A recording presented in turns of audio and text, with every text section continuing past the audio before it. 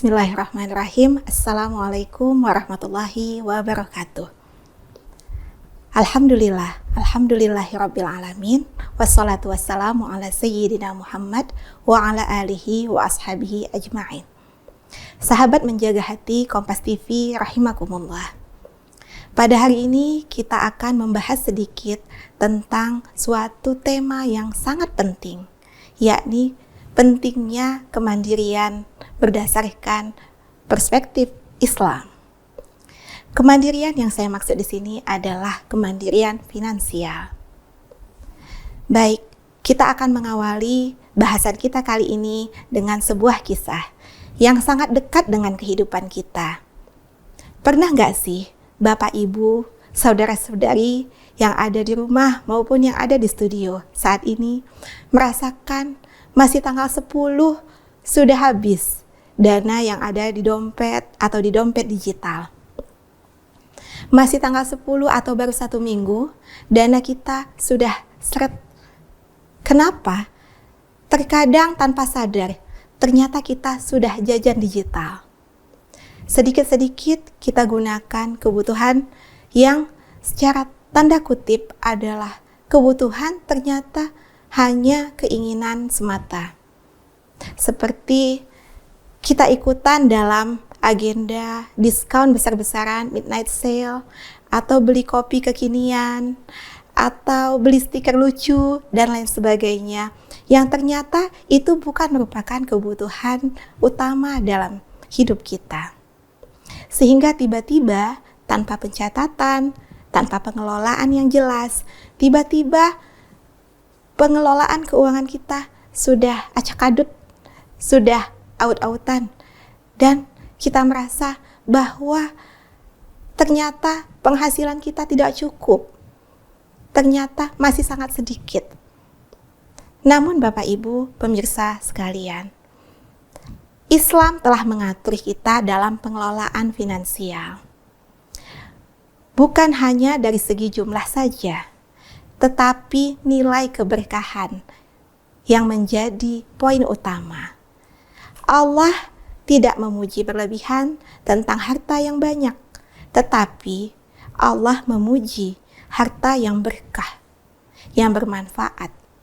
Sebagaimana kita tahu sebuah hadis, khairukum anfa'ukum linnas. Sebaik-baik kamu adalah yang paling bermanfaat bagi orang lain.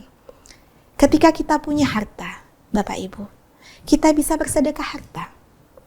Ketika kita punya ilmu, kita bisa bersedekah ilmu. Ketika kita punya tenaga, kita bisa bersedekah tenaga.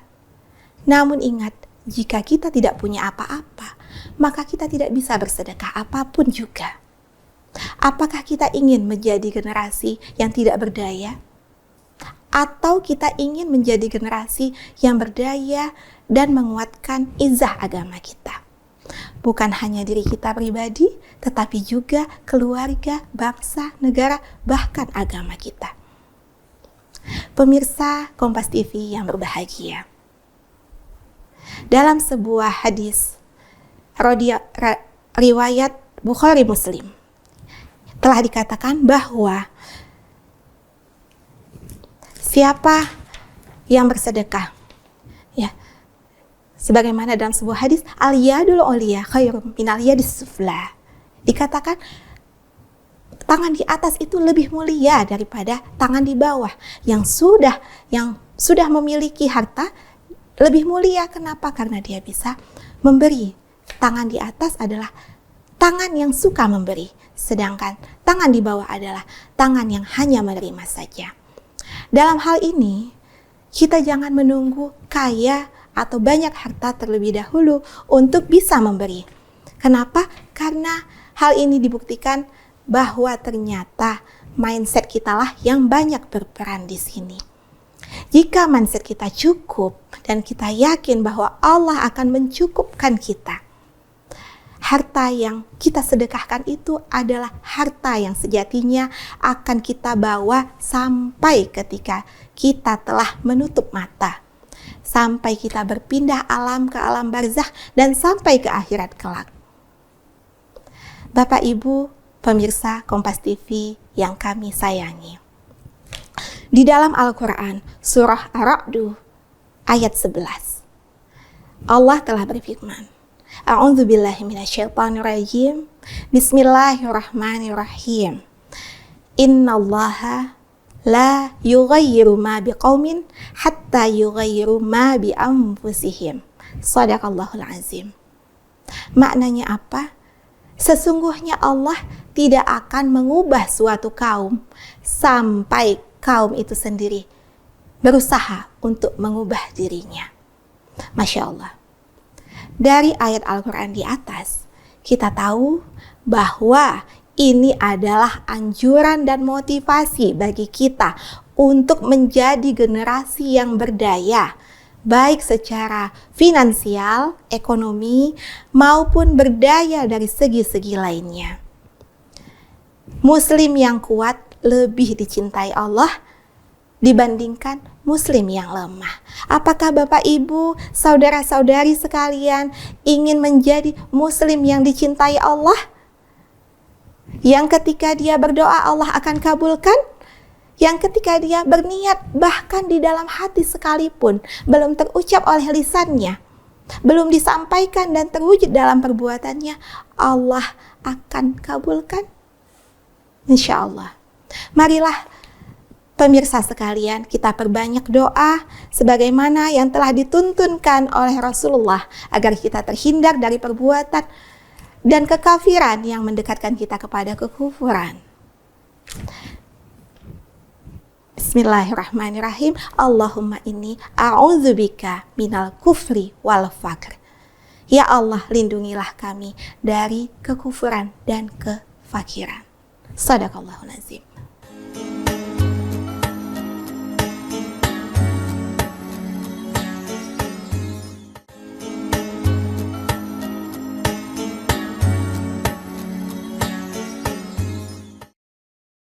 Pemirsa Kompas TV yang berbahagia, kalau tadi kita telah berbicara tentang pentingnya kemandirian finansial berawal dari hati, sekarang kita masuk kepada prinsip-prinsip 4 pilar kemandirian secara finansial yang sesuai dengan syariat.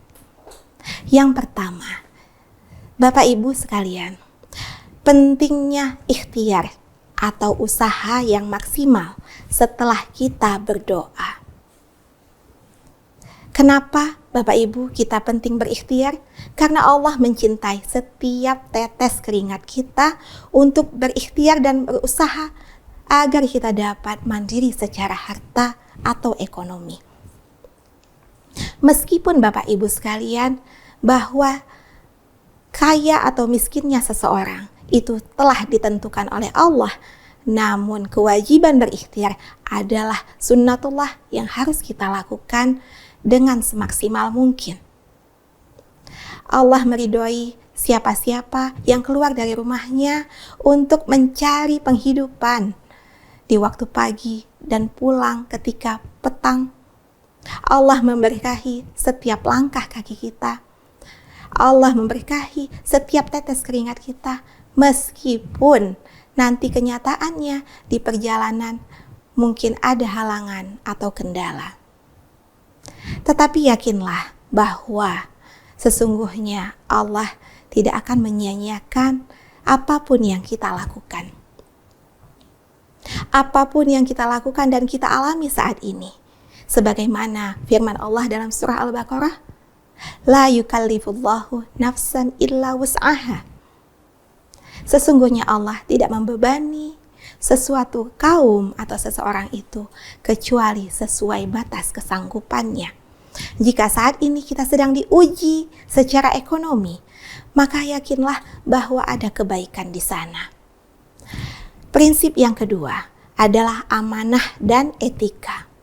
Dalam bisnis, Islam telah mengatur bagaimana kita menjaga amanah untuk berlaku senantiasa jujur dan berada di bawah pengawasan Allah meskipun kita tidak melihatnya. Maka kita pasti akan berada di dalam kejujuran dan kebenaran, sehingga tidak ada sedetik pun perbuatan kita yang luput dari pantauan Allah. Ketika ada godaan untuk berlaku curang dalam bisnis, kita yakin bahwa itu semua adalah tipu daya. Karena dalam Islam, hanyalah keberkahan yang menjadi tujuan kita dalam berbisnis. Keberkahan itu apa? Ziyadatul khair. Ziyadatul khair adalah terbukanya, bertambahnya pintu-pintu kebaikan. Ternyata Bapak Ibu, bukan hanya harta yang menjadi rezeki kita, tetapi juga kesehatan menjadi rezeki kita, waktu luang menjadi rezeki kita, teman, anak-anak yang baik, yang soleh-solehah menjadi rezeki kita. Kita ingin bisnis ataupun usaha kita membuka pintu-pintu kebaikan yang banyak bagi dunia dan akhirat kita. Yang ketiga adalah prinsip hindari riba dan kelola hutang dengan baik. Jika kita tahu bahwa sesungguhnya riba adalah satu jebakan syaitan, maka kita berlindung kepada Allah, semoga dalam setiap aktivitas kita dilindungi dari riba, baik dalam hal jual beli, pinjaman, maupun dalam hal bermuamalah lainnya. Kemudian mengenai hutang Bapak Ibu, apakah berhutang itu tidak diperbolehkan secara syariat? Tentu saja diperbolehkan, tetapi berhutang yang bagaimana? Tentunya berhutang yang dikelola dengan baik. Rasulullah SAW telah mengajarkan kita untuk senantiasa mengulang-ulang sebuah doa. Bagaimana doanya? Bismillahirrahmanirrahim. Allahumma inni a'udzubika minal hammi wal hazan wa a'udzubika minal ajzi wal kasal wa a'udzubika minal jubni wal bukhl wa a'udzubika min ghayabatid dani wa qahri rijal. Kita berlindung kepada Allah dari kelemahan diri kita, dari kemalasan diri kita, dan dari hutang yang melilit yang menjadi penjebak bagi kemajuan diri kita. Karena sesungguhnya Bapak Ibu, hutang itu akan dibawa mati. Maka catatlah apabila kita bertransaksi tidak secara tunai, agar ketika tiba-tiba terjadi sesuatu yang tidak diinginkan, maka ahli waris kita dapat melunasi hutang piutang kita. Yang keempat, prinsip perencanaan dan pencatatan keuangan. Di dalam Al-Quran surah Al-Baqarah, surah 2 ayat 282, sebagaimana yang telah kita dengarkan tadi, bahwa tuntunan Islam meminta kita untuk melakukan pencatatan. Apakah pencatatan hanya dengan pulpen dan buku saja? Tentu tidak Bapak Ibu. Di era digital saat ini, Bapak Ibu, saudara-saudari pemirsa Kompas TV yang berbahagia dapat dengan mudah menggunakan media dan aplikasi digital yang bisa kita gunakan di dalam handphone dan gadget kita. Kita bisa download dari Play Store beberapa aplikasi terkait pencatatan seperti buku kas dan lain sebagainya. Marilah kita niatkan setiap pencatatan kita atas keluar dan masuknya harta kita, atas setiap transaksi yang tidak secara tunai kita lakukan, menjadi bukti bakti kita melaksanakan perintah Allah sebagaimana terdapat dalam Al-Quran surah Al-Baqarah. Umar bin Khattab radhiyallahu anhu mengatakan bahwa hasibu anfusakum qabla an tuhasibu. Artinya, hisablah dirimu sebelum kamu dihisab. Maka kita diminta untuk menghitung, apakah menghitung dan menghisab amalan kita sebelum tidur sampai waktunya nanti kita dihisab di yaumil hisab, atau kita menghisab segala pencatatan keuangan finansial kita sampai nanti kita akan diminta pertanggungjawaban.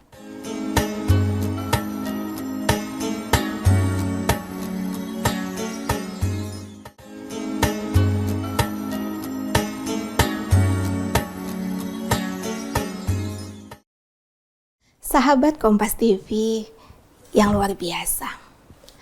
Pada kesempatan ini kita juga ingin mengkaitkan, ternyata Islam sangat mendukung segala hal yang terkait dengan keberlanjutan atau sustainability. Kalau kita sering mendengar di mana-mana di dunia internasional, di media, di jurnal, artikel, media massa, dan lain sebagainya tentang isu keberlanjutan atau isu SDGs, Bapak Ibu. SDGs itu adalah Sustainable Development Goals, yakni ada 17 komponen pembangunan berkelanjutan yang saat ini sedang hangat dibahas, digaungkan, disosialisasikan oleh Badan Dunia termasuk PBB. Maka ternyata Islam telah lebih dulu membahas hal itu, jauh berabad-abad lampau sebelum Badan Dunia itu ada. Yang pertama tentang SDGs number 1. SDGs yang pertama adalah no poverty, yakni pengentasan kemiskinan dalam berbagai bentuknya. Kemiskinan tidak hanya kemiskinan harta, tetapi juga kemiskinan ilmu, kemiskinan dari segi pekerjaan, kemiskinan dari segi tidak punya kemandirian, dan lain sebagainya. Isu SDGs ini banyak diteliti oleh para ilmuwan kita.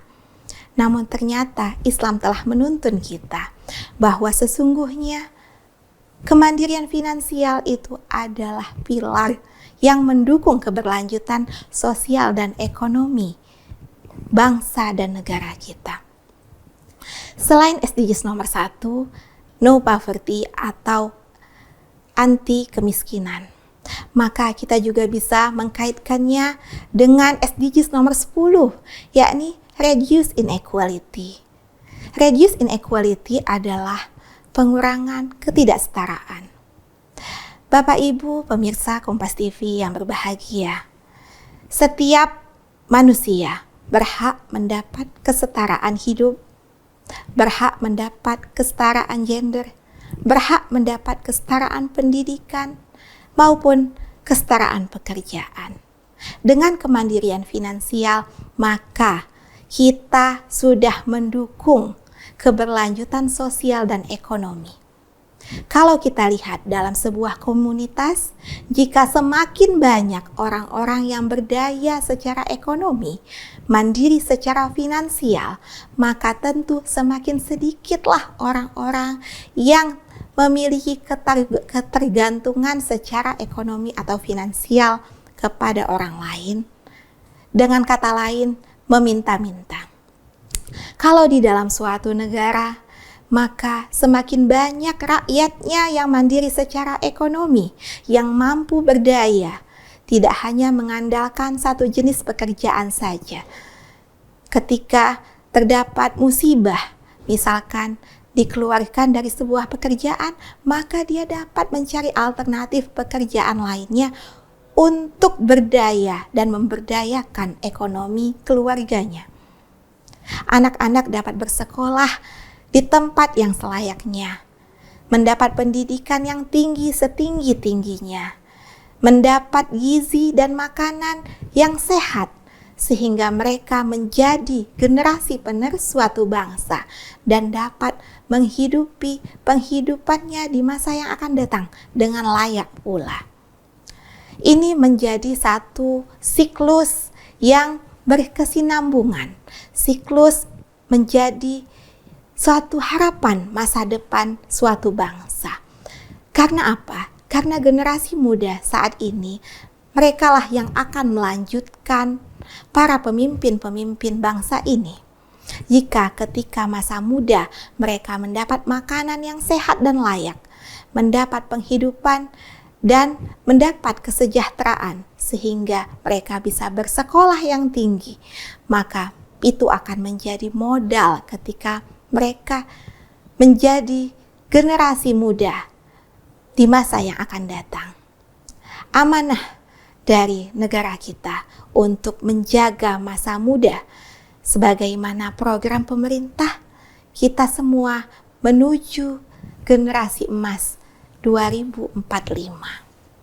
Bagaimana menjadi generasi menjadi generasi emas yang berdaya, tentu tidak cukup hanya melalui program instan semata.